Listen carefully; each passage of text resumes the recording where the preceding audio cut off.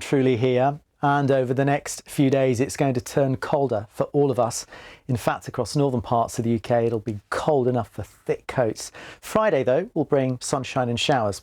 A cold front is crossing us right now, and you can see it on the satellite picture here. It's brought rain to some northern parts, and through the course of this evening and overnight that rain will make its journey further south and east. But the rain will become less persistent, so dribs and drabs I think left by the time we get to early on Friday morning. Still some mild air in the south, first thing around 14 in London, but further north you can see single figures. So tomorrow, this weather front is actually going to more or less stall across East Anglia and the southeast, so it could be quite cloudy at times with outbreaks of rain. But elsewhere, it's a day of sunny spells and showers with temperatures averaging around 16 degrees Celsius, I think, for many of us. Bye-bye.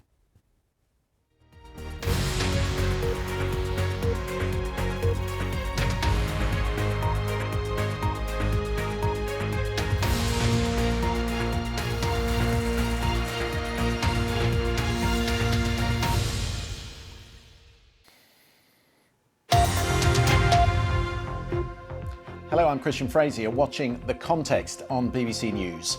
The Russian foreign minister walks out of a UN Security Council meeting to avoid the wholesale condemnation of the Kremlin's war in Ukraine. The very international order that we have gathered here to uphold is being shredded before our eyes. We cannot, we will not allow President Putin to get away with it.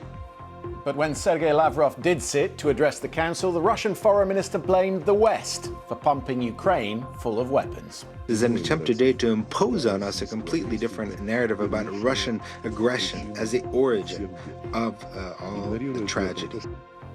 In Russia, draft papers are being handed to young reservists who've been called up for the war. But there are plenty trying to escape, with long queues forming at the border.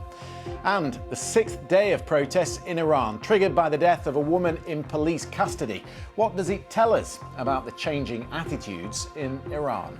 Tonight, with The Context, Stephanie Brown-James, the co-founder of the Collective PAC, a group campaigning for equal representation in American politics, and Joe Twyman, director of the political research company Delta Poll.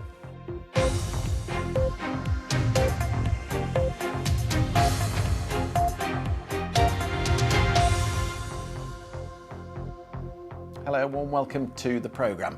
The UN Secretary-General has told the Security Council there will be a reckoning for those responsible for war crimes committed in the occupied areas of Ukraine. Antonio Guterres said the investigators exhuming bodies from mass burial sites in the east have documented appalling evidence of torture and summary executions. The High Commissioner for Human Rights has been documenting the unacceptable impact of this war on human rights. The reports are a catalogue of cruelty, summary execution, sexual violence, torture and other inhuman